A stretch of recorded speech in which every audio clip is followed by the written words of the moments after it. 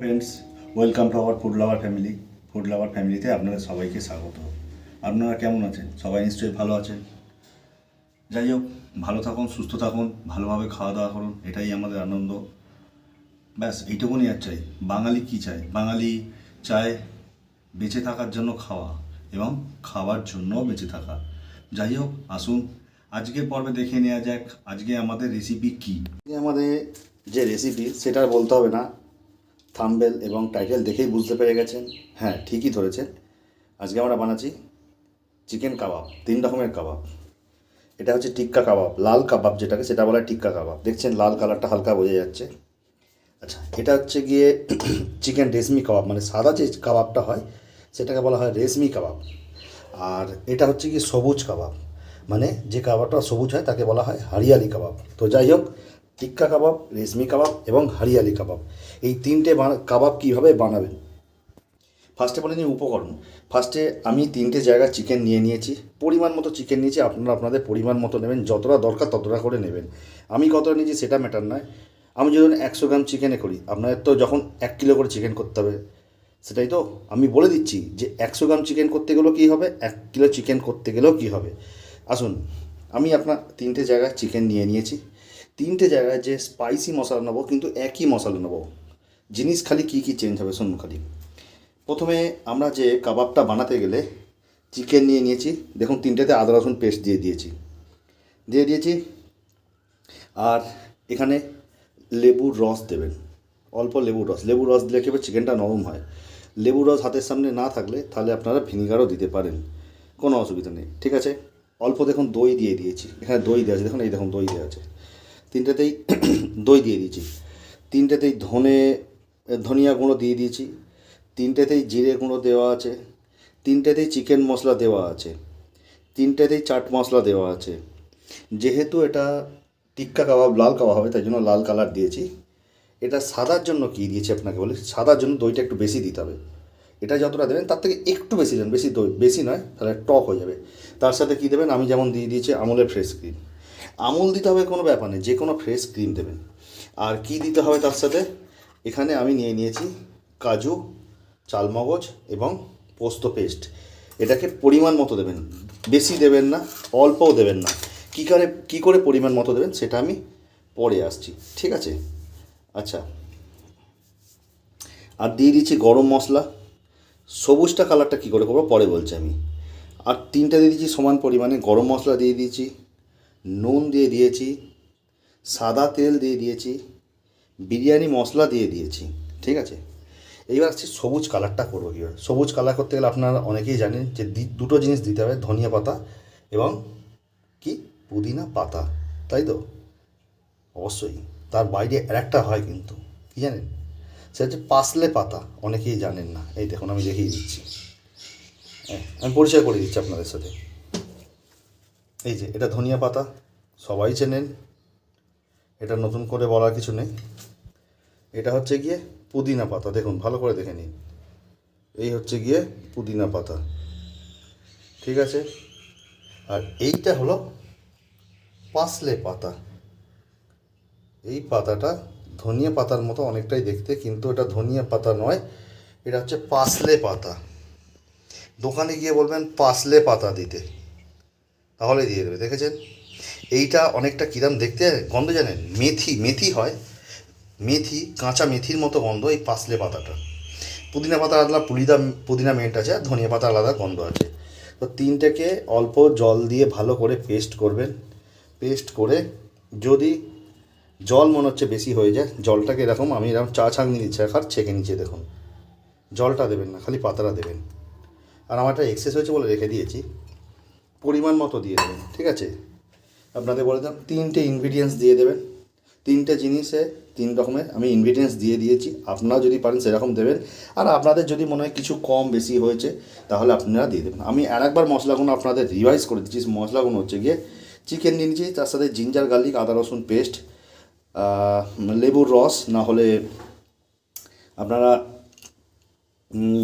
এই ভিনিগার দিয়ে দিতে পারেন, দই, ধনিয়া গুঁড়ো, জিরে গুঁড়ো, চিকেন মশলা, চাট মশলা, রং 3টে রং 3 রকমের আপনারা ইউজ করবেন, দিয়ে দেবেন।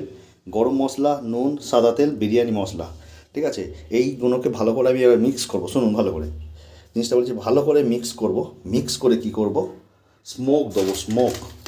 স্মোকের জন্য আমি এখানে কাঠকয়লা নিয়ে এসেছি। কাঠকয়লাগুলোকে আগুনে ধরাবো, ভালো করে গনগনে লাল করব। এরকম বাটি নেবো, বাটির মধ্যে নিয়ে মাঝখানে বসাবো, তার মধ্যে ঘি দেবো, দিয়ে এটাকে ঢাকা করে দেবো। আমি আসছি, দেখাচ্ছি। দেখুন কাঠকয়লাগুলো এখন গরম করছি, দুটো তো অলরেডি বসিয়ে দিয়েছি, একটা গরম করছি। গরম করার পর ঘি দেবো, তিনটেকে একসঙ্গেই বন্ধ করবো মুখ। একটু গরম অবস্থা দেওয়া থাকলে কোনো অসুবিধা নেই। যাই হোক, কাঠকয়লাগুলোকে আগে গরম করে বসাই। একটা বন্ধ করা হয়ে গেছে, দেখাতে পারলাম না, সরি, এক হাতে কাজ করছি তো তাই জন্য।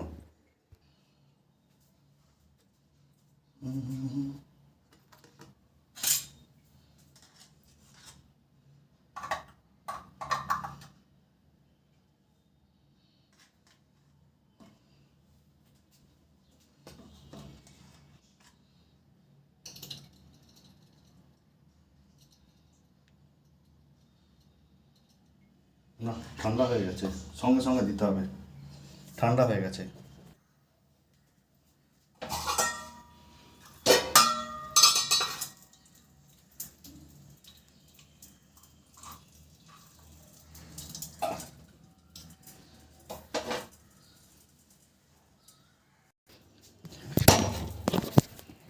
সরি, ফোনটা হাত থেকে পড়ে যাওয়ার জন্য। যাতে স্মোকে ধোঁয়াটা না বেরিয়ে যেতে পারে, লাল চিকেনটা প্রথমে দেখুন ধোঁয়া বেরোচ্ছে, দেখতে পাচ্ছেন? যেটা নিতে পারছে না সেটা বেরিয়ে যাচ্ছে এক্সেসটা। এটা হচ্ছে লাল চিকেন, আর এটা হলো সাদা চিকেন মানে রেশমি কাবাব, আর এটা হচ্ছে গ্রিন চিকেন, হরিয়ালি চিকেন। যাই হোক, তিনটেকে এরমভাবে চাপা দিয়ে দিয়েছি। এখন মোটামুটি ঘন্টাখানেকের মতো চাপা দেওয়া থাকবে, তারপরে আসছি কি করতে হবে। ঠিক আছে, এরপরেও প্রসেস আছে, কিন্তু ভুলে যাবেন না, কিন্তু প্রসেস আছে, সেই প্রসেসটা দেখাবো কি প্রসেস। চলে এসেছি কাবাবের ফাইনাল পর্যায়ে, ম্যারিনেশন কমপ্লিট, দেখতেই পাচ্ছেন। দুটো কড়াই মানে ফ্রাইং প্যানে আমি এখন তেল নিয়ে নিয়েছি, তেল প্লাস বাটার নিয়ে নিয়েছি। আর গ্যাসটা একটু প্রবলেম করছে বলে সম্ভব হয়ে ওঠে, নাহলে তিনটে একসঙ্গে আমি কমপ্লিট করতাম। যাই হোক, দুটো তাওয়াতে আমি এখন তেল প্লাস বাটার নিয়ে নিয়েছি, আর পুরো বাটার দেওয়া সম্ভব নয়। তো একে একে আমি এগুলোকে আগে হালকা ফ্রাই করে ভেজে নেব। ঠিক আছে, কম সময়ে, ঠিক আছে, কম খরচায় কিভাবে কাবাব বানাবেন সেটা আমি আজকে দেখিয়ে দিচ্ছি। আমি আগে একে একে হালকা হালকা করে ভেজে নিই। ঠিক আছে, এই দেখতে পাচ্ছেন আমি এখন কড়াই বসিয়ে দিয়েছি, হালকা করে একদম লো মিডিয়াম ফ্লেম চালিয়ে দিয়েছি। চিকেনগুলো হালকা করে ভাজা হচ্ছে, আগে একে ভেজে নেব, কারণ আমার কাছে ওরকম সিস্টেম নেই যেখানে আমি বিয়েবাড়ির মতো চুলা এখানে বসিয়ে দেবো। আর আমার কাছে ওই রকম শিকও নেই অতগুলো যে ওইভাবে করার মতো। যাই হোক, মাংসটাকে মেন কথা নরম করতে, আমি স্মোকি করে নিয়েছি, এমনি ভিনিগার দিয়ে এটাকে নরম করে নিয়েছি, তবুও এই চিকেনটাকে আমি হালকা করে আগে ফ্রাই করে দেবো। ঠিক আছে, ফ্রাই করে নেবো।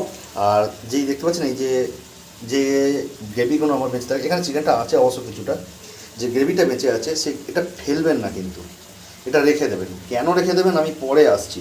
যাই হোক, আগে এইভাবে আমি চিকেন টিক্কা কাবাব, এখানে হচ্ছে রেশমি কাবাব, আর এখানে হরিয়ালি কাবাবগুলো আমি আগে ভেজে নিই। ঠিক আছে, দুটো প্রসেস দেখে দিলাম, এই প্রসেসটা দেখাচ্ছি না, আমি আগে ভেজে নিই, তারপরে আমি আসছি কী করতে হবে। ঠিক আছে, দেখিয়ে দিচ্ছি আমি, আমার ফ্রাই করা হয়ে গেছে। এইভাবে শিখে আমি আটকে নিয়েছি, বাটার আমি হালকা করে লাগিয়ে দেবো। এবার এইটাকে আমাকে এখানে সেঁকতে হবে, ঠিক তিনটেকে সেম একই পদ্ধতিতে আমি সেঁকে নেব। ঠিক আছে, রেশমি কাবাব, টিক্কা কাবাব এবং হরিয়ালি কাবাব, তিনটেকে এভাবে সেঁকে নেবো। আর এই যে গ্রেভিগুলো আছে, এই গ্রেভিগুলো এর উপরে ছড়িয়ে দেবো। ঠিক আছে, চলুন আগে আমি সেঁকে নিই এগুলোকে।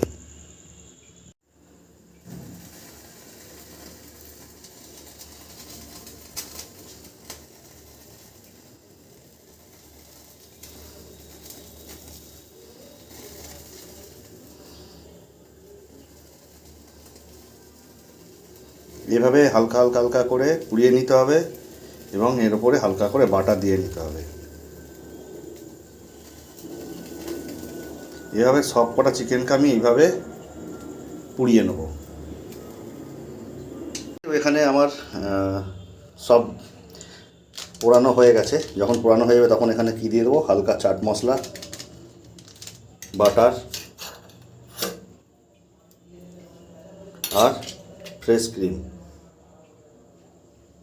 এটাকে অলরেডি দুটো করা হয়ে গেছে, এটা খালি বাকি আছে।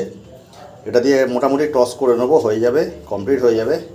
এখানে আমাদের রেশমি কাবাব, টিক্কা কাবাব আর হারিয়ালি কাবাব। যাই হোক, যেভাবে বানালাম প্রসেসটা বানিয়ে দেখবেন, অবশ্যই ভালো লাগবে। দেখেই বুঝতে পারছেন জিনিসটা কেমন হয়েছে।